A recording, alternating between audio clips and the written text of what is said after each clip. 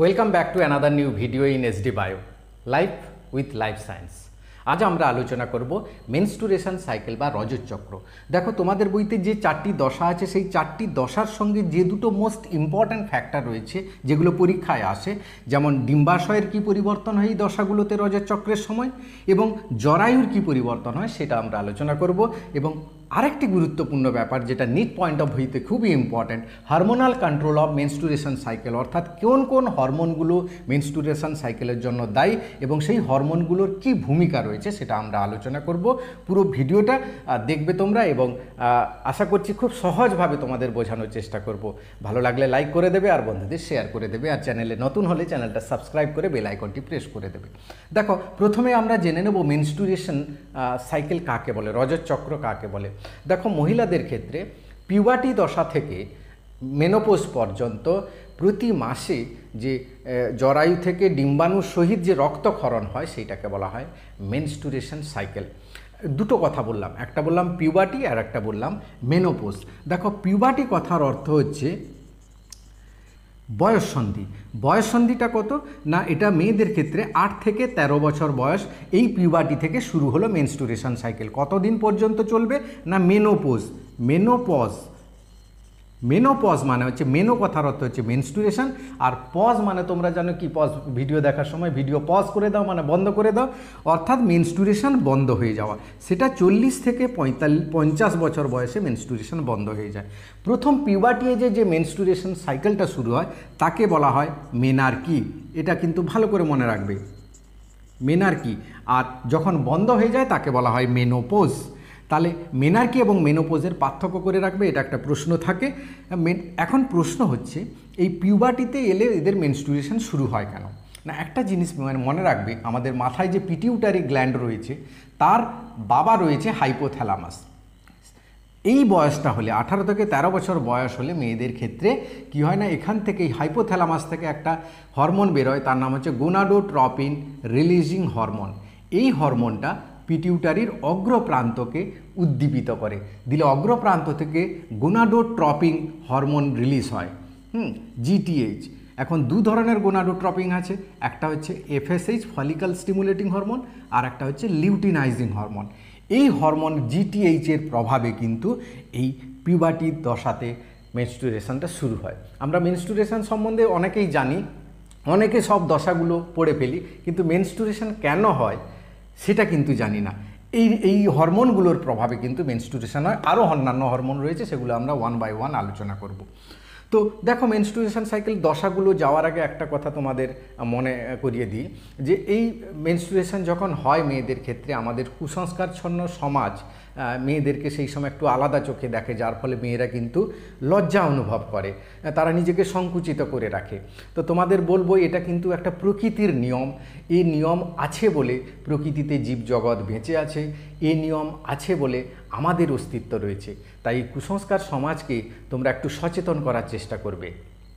তো চলে আসি, আমরা 4টি দশায় পড়ব মেনস্ট্রুয়েশন সাইকেলটা। প্রথম দশাকে বলা হয় নিরাময় দশা ও ক্রমবর্ধনশীল দশা। একসাথে পড়ব এই দশাটা, মানে রিপেয়ারিং ফেজ বা প্রলিফারেটিভ ফেজ। তারপরে ডিম্বাণু নিঃসরণ দশা, প্রাক রজস্রাবীয় দশা এবং রজস্রাবীয় দশা।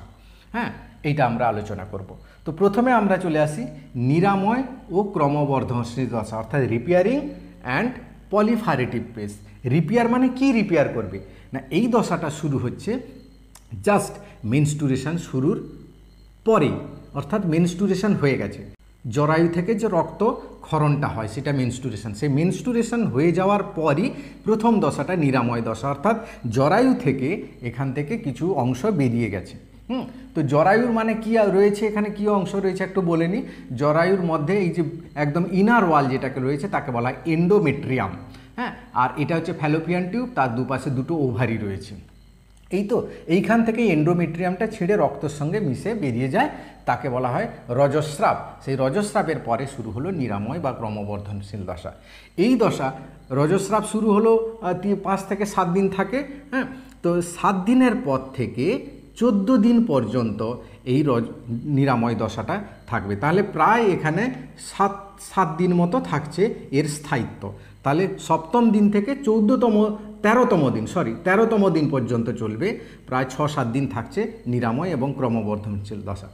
এই দশায় জরায়ুর কি পরিবর্তন লক্ষ্য করছি আমরা, দেখো এই দশায় জরায়ু ধীরে ধীরে রিপেয়ার হবে, অর্থাৎ এখানে যে ছিঁড়ে বেরিয়ে গেছিলো সেগুলোকে আবার পুনরায় তৈরি করতে হবে, কারণ পরের মাসে আবার তাকে ডেভেলপ করে নিতে হবে পরের মাসের জন্য।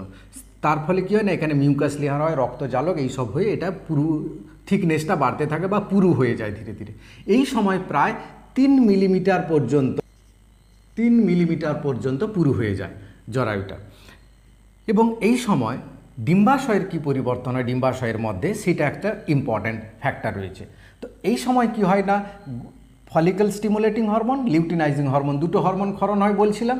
ফলিকল স্টিমুলেটিং হরমোন কথাটা থেকে বোঝা যায়, ফলিকল মানে হচ্ছে যে ডিম্বথলি, জরায়ুর মধ্যে ডিম্বাশয়ের মধ্যে যে ডিম্বথলিগুলো আছে, যেখানে প্রথম যে ডিম্বথলিটা তৈরি হয় তাকে বলা হয় প্রাথমিক ডিম্বথলি বা প্রাইমারি ফলিকল।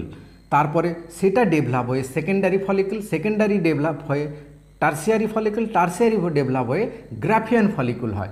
অর্থাৎ প্রাথমিক ডিম্বথলি থেকে গৌণ ডিম্বথলি, গৌণ ডিম্বথলি থেকে প্রগৌণ ডিম্বথলি, তারপর ম্যাচিওর ডিম্বথলি অর্থাৎ পূর্ণাঙ্গ ডিম্বথলি বা গ্রাফিয়ান ফলিকল তৈরি হলো।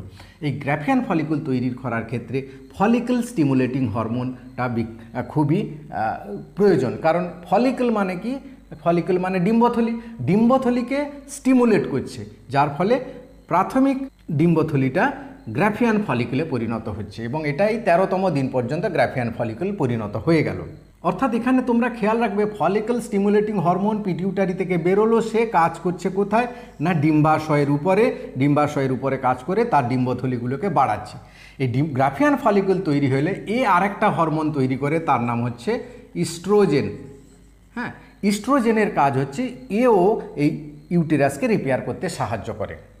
এর পরের দশা যেটা হচ্ছে ডিম্বাণু নিঃসরণ দশা, অর্থাৎ 13তম দিনের পর 14তম দিনে কি হয় না, গ্রাফিয়ান ফলিকুলটা ফেটে যায়, দিয়ে সেখান থেকে ডিম্বাণু বেরিয়ে আসে।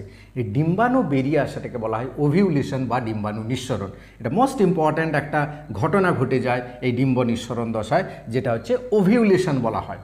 কেন ওভিউলেশন হলো হঠাৎ করে না, এই সময় এফএসএইচ যে এখান থেকে বেরোচ্ছিল, এফএসএইচের মাত্রা কিন্তু এইবার ধীরে ধীরে কমে গেল। যেই এফএসএইচের মাত্রা কমে গেল, সে হাইপোথ্যালামাসকে একটা পজিটিভ ফিডব্যাক সিগন্যাল দেবে। পজিটিভ ফিডব্যাক মানে হচ্ছে যে হরমোন সিগন্যালে হরমোন ক্ষরণ, অন্য একটা হরমোন ক্ষরণ বেড়ে যায়, অর্থাৎ তার ফলে সেখানে কী হবে, luteinising hormone LH, luteinising hormone ক্ষরণ হঠাৎ করে বেড়ে যাবে, সেইটাকে বলা হয় লিউটিনাইজিং সার্চ। সেই লিউটিনাইজিং হরমোন বেড়ে যাওয়ার ফলে এই গ্রাফিয়ান ফলিকুলের যে পর্দাটা সেটা ফেটে যাবে, যার ফলে ডিম্বাণু বাইরে বেরিয়ে আসবে। অর্থাৎ এইখানে ডিম্বাশয়ের ভিতরে কী হলো না, ডিম্বাণু বাইরে বেরিয়ে এলো। ডিম্বাণু বাইরে বেরিয়ে এলে কী হবে, সে ফ্যালোপিয়ান টিউবের মধ্যে যাবে এবং ফ্যালোপিয়ান টিউবের মধ্যে ডিম্বাণু এগিয়ে এসে এই জায়গাটায় ডিম্বাণুটা ওয়েট করতে থাকবে। কার জন্য ওয়েট করবে না, ওই জায়গাটা সে স্পার্মের জন্য ওয়েট করতে থাকবে। যদি বিবাহিত মহিলা হয় তাহলে তাদের যে যৌন মিলন হবে, যৌন মিলনের ফলে স্পার্ম কিন্তু এখানে আসবে এবং এটা ফার্টিলাইজড হবে, মানে নিষেক হবে। নিষেক হলে ভ্রূণ তৈরি হবে, সেই ভ্রূণটা এখানে এসে ইমপ্ল্যান্ট হবে। ঠিক এই দুটো কারণের জন্য, অর্থাৎ যে মেনস্ট্রুয়েশন সাইকেলটা হয় কেন না, মেনস্ট্রুয়েশন সাইকেল দুটো এম নিয়ে হয়, দুটো অবজেক্টিভ থাকে। এক হচ্ছে ডিম্বাণু নিঃসরণ করা, দ্বিতীয় হচ্ছে এন্ডোমেট্রিয়ামকে অর্থাৎ জরায়ুকে প্রিপেয়ার করা, যাতে সেই ডিম্বাণু বা জাইগোটটা এখানে এসে ইমপ্ল্যান্ট হয় এবং পুরো 9 মাস বেবিটা গ্রো করে বড় হতে থাকে। এই ঘটনাটার জন্য পুরো মেনস্ট্রুয়েশন সাইকেলটা হয়। তাহলে মেনস্ট্রুয়েশন সাইকেলটা কেন হচ্ছে, তার দুটো অবজেক্টিভ নিয়ে হচ্ছে, এই ব্যাপারটা তোমাদের মাথায় খেয়াল রাখতে হবে। এবার আমরা যেটা বলছিলাম যে এইখানে এসে অপেক্ষা করলো স্পার্মের জন্য, যদি স্পার্ম আসে তাহলে তার সঙ্গে সে ফার্টিলাইজেশন হবে, তারপরে সেখানে ইমপ্ল্যান্ট হবে। এবার যদি স্পার্ম না আসে, এ কতক্ষণ ওয়েট করবে না, 36 ঘন্টা ওয়েট করবে। তারপর কিন্তু সে এখানে এসে উইটারাসে চলে আসবে এবং সেটা নষ্ট হয়ে যাবে। তারপর মেনস্ট্রুয়েশন সাইকেলের সঙ্গে সে বাইরে বেরিয়ে যাবে। এই দশাটাকে বলা হয় ডিম্বাণু নিঃসরণ দশা। তো যেটা আমরা বলছিলাম, এই ডিম্বাণু নিঃসরণ দশায় আমরা জরায়ুর কি পরিবর্তন লক্ষ্য করছি না, এলএইচ এবং এফএসএইচ জরায়ুকের এন্ডোমেট্রিয়ামটাকে আরও মোটা করলো। অর্থাৎ এই সময়ও যে ইস্ট্রোজেন বেরিয়ে গিয়েছিল, সেই ইস্ট্রোজেনের মাত্রা ইস্ট্রোজেনের ফলে ইস্ট্রোজেনের কাজও জরায়ুর এন্ডোমেট্রিয়ামকে বাড়ানো, অর্থাৎ জরায়ুর এন্ডোমেট্রিয়াম আরও থিকনেস বাড়লো। তাহলে দুটো প্রিপেয়ার হয়ে গেল, জরায়ু প্রিপেয়ার হলো, এদিকে ওভিউলেশন হয়ে গেল। এরপরের যে দশাটা হচ্ছে প্রাক রজস্রাবীয় দশা, প্রি মেনস্টুরাল ফেজ, অর্থাৎ মেনস্টুরেশনের আগের দশা। এই সময় কি হয় না, এটা ঠিক 14তম দিনে এই ঘটনা ঘটলো, 14তম দিন থেকে 28তম দিন পর্যন্ত প্রি মেনস্টুরাল ফেজ চললো বা প্রাক রজস্রাবীয় দশা চললো। এটা প্রায় 13-14 দিন মতো চলতে থাকবে। এই দশায় দেখেছিলাম যে গ্রাফিয়ান ফলিকল র্যাপচার হয়ে গেছিলো, ভেঙে গেছিলো। সেই গ্রাফিয়াল ফলিকল এবার যে ভেঙে যাওয়া অংশটা একটা গ্ল্যান্ডুলার টিস্যুতে পরিণত হবে, অর্থাৎ একটা হরমোন তৈরি করার গ্রন্থিতে পরিণত হবে, যাকে বলা হয় কর্পাস লিউটিয়াম। কর্পাস লিউটিয়াম, এই কর্পাস লিউটিয়াম একটা হরমোন ক্ষরণ করবে যার নাম হচ্ছে প্রোজেস্টেরন। প্রোজেস্টেরন হরমোন তৈরি করবে। প্রোজেস্টেরন হরমোনের কাজ কি না, এই হরমোন ইউটেরাসের এন্ডোমেট্রিয়ামকে বড় করবে, অর্থাৎ থিকনেস বাড়াবে, তার মধ্যে টিস্যু বাড়াবে, মিউকাস পর্দা বাড়াবে, ব্লাড ভেসেল বাড়াবে, দিয়ে সেটাকে আরও থিকনেস করে দেবে। মনে রাখবে প্রোজেস্টেরন হচ্ছে একটা ইমানদার হরমোন। কেন ইমানদার হরমোন? যেমন এন্ডোমেট্রিয়ামকে তৈরি করে, তেমনি পুরো 9 মাস দায়িত্ব নিয়ে ভ্রূণ কিভাবে এর মধ্যে বড় হবে, ভ্রূণ কিভাবে বড় হবে, পুরো 9 মাস দায়িত্ব পালন করে। মনে রাখবে প্রোজেস্টেরন হরমোনের যদি কোনো একটু গলতি হয়ে যায়, ভুলভাল হয়ে যায়, তাহলে কিন্তু বাচ্চা এখানে নষ্ট হয়ে যাওয়ার চান্স এবং মিসক্যারেজ হয়ে যাওয়ার চান্স থাকে। এই জন্য প্রোজেস্টেরন হরমোনকে আমি ইমানদার হরমোন বলবো। অর্থাৎ প্রাক রজস্রাবীয় দশাতে আমরা যে ডিম্বাশয়ের পরিবর্তনও দেখলাম এবং জরায়ুর পরিবর্তন দেখলাম। এ সবই কিন্তু এই ডিম্বাশয়ের মধ্যে হচ্ছে, মানে এখানেই তৈরি হয়ে গেল কার্পাস লিউটিয়াম। এইবার রজস্রাবীয় দশা অর্থাৎ 28তম দিন থেকে পর যে ঘটনাটা ঘটবে কি হবে না, এই সময় যেহেতু গ্রাফিয়ান ফলিকল নষ্ট হয়ে গেছে, যার ফলে কি হলো, তৈরি করছিল ইস্ট্রোজেন হরমোনের মাত্রা হঠাৎ করে কমে যাবে। ইস্ট্রোজেনের মাত্রা কমে গেল, ইস্ট্রোজেনের মাত্রা দেখো এই কমে গেল, তার কারণ গ্রাফিয়ান ফলিকল নষ্ট হয়ে গেছে। ইস্ট্রোজেনের মাত্রা কমে যাওয়ার ফলে সে কি করবে না, হাইপোথ্যালামাসকে সে একটা পজিটিভ ফিডব্যাক সিগন্যাল দেবে, যার ফলে আবার এফএসএইচ এবং এলএইচের মাত্রা বেড়ে যাবে। এফএসএইচ এবং এলএইচের মাত্রা বেড়ে গেলে কিন্তু আবার সে রজস্রাবের জন্য শুরু করে দেবে, অর্থাৎ রজস্রাবীয় দশা শুরু হবে। অর্থাৎ প্রাক রজস্রাবীয় দশার পর রজস্রাবীয় দশা শুরু হবে এবং এটা প্রায় 3 থেকে 5 দিন স্থায়ী হয়। অ্যাভারেজ ধরে নিলাম 3 থেকে 5 দিন বা 6 দিন যদি হয়, 7 দিনের থেকে তারপরে নিরাময় দশা শুরু হবে। অর্থাৎ রজস্রাবে কি হবে না, এখানে যে যতগুলো গ্রো করেছিল এর মধ্যে ইউটেরাসের এন্ডোমেট্রিয়ামে, সেগুলোর সে মিউকাস পর্দা, ব্লাড ভেসেল, গ্ল্যান্ডুলার টিস্যু, এগুলো সব ছেড়ে বেরিয়ে আসবে এবং সেই যে ভ্যাজাইনা দিয়ে বেরিয়ে গেল সেইটাকে বলা হয় রজস্রাব। এখন এখানে আরেকটা ঘটনা তোমাদের মনে রাখতে হবে, যে কার্পাস লিউটিয়াম তৈরি হয়েছিল কেন না, প্রোজেস্টেরন হরমোন তৈরি করছিল যাতে এইখানে বেবিটা গ্রো করতে পারে, এন্ডোমেট্রিয়ামকে রেডি করছিল। এখন ধরো কোনো মহিলার বা মেয়ের বিয়ে হয়নি, তাহলে সে তার ওভামের ফার্টিলাইজেশনের কোনো সম্ভাবনা নেই, ফার্টিলাইজেশন হবে না। তো ফার্টিলাইজেশন যদি না হয়, সেই ওভামটা এখানে এসে থাকবে। তখন প্রোজেস্টেরন হরমোন দেখবে, আরে ওভাম ভাই তুমি একা চলে এসছো কেন, তোমাকে তো আর কাউকে নিয়ে আসার কথা ছিল, তুমি আনোনি, আমি এত কিছু ব্যবস্থা করলাম, এত প্রিপেয়ার করলাম এতদিন ধরে, তুমি কিছুই তো করলে না। তখন দেখলো যে আর আমার কোনো কাজ নেই, সে তখন ফিরে যাবে। অর্থাৎ ইস্ট্রোজেনের মাত্রা কমে গেলে তাহলে কিন্তু এই প্রোজেস্টেরন কর্পাস লিউটিয়াম কিন্তু নষ্ট হয়ে যাবে। কর্পাস লিউটিয়াম নষ্ট হয়ে গেলে প্রোজেস্টেরনের মাত্রা আবার হঠাৎ করে নেমে যাবে। যেই প্রোজেস্টেরনের মাত্রা নেমে যাবে, সেই ফলিকল স্টিমুলেটিং হরমোন এবং লিউটিনাইজিং হরমোনের মাত্রা বেড়ে যাবে, যার ফলে আবার মেনস্টুরেশন বা রজস্রাবীয় দশা শুরু হবে। রজস্রাবীয় দশার পর আবার নিরাময়, তাকে রিপেয়ার করতে হবে, অর্থাৎ নিরাময় এবং ক্রমবর্ধনশীল দশা শুরু হয়ে যাবে। এইভাবে চক্রাকারে হবে, চক্রাকারে সাইক্লিক ওয়েতে হবে। সাইক্লিক যে কোনো চক্র আমরা পড়েছি, কি দেখেছি না, একটা জায়গা থেকে বিক্রিয়া শুরু হলো, সেই বিক্রিয়ার পরে কি হলো না, বিক্রিয়া শুরু হলো, বিক্রিয়ার পর একটা অবজেক্টিভ নিয়ে বিক্রিয়া শুরু হয়েছিল, সেই অবজেক্টিভ ফুলফিল হয়ে গেল, তারপর আবার ফিরে এলো। এই চক্রাকারে এই দশাগুলো হয় বলে একে মেনস্টুরেশন সাইকেল বলে। এখানে আরেকটা জিনিস তোমাকে মনে রাখতে হবে, যে দেখো হরমোনাল কন্ট্রোলটা কি। রজস্রাবীয় দশায় ফলিকল স্টিমুলেটিং হরমোন শুরু হলো, লিউটিনাইজিং হরমোন শুরু হলো, তারপর নিরাময় এবং ক্রমবর্ধনশীল দশায় ধীরে ধীরে ফলিকল স্টিমুলেটিং হরমোন কমতে থাকলো। ওভিউলেশন ফেজে অর্থাৎ ডিম্বাণু নিঃসরণ দশায় 14তম দিনে কি হলো, এলএইচের মাত্রা হাই হয়ে গেল, এফএসএইচের মাত্রা কম হাই হলো, যার ফলে এটা র্যাপচার হয়ে গেল। ডিম্বাণু ওভিউলেশন ঘটলো, সবচেয়ে গুরুত্বপূর্ণ ঘটনা ঘটে গেল।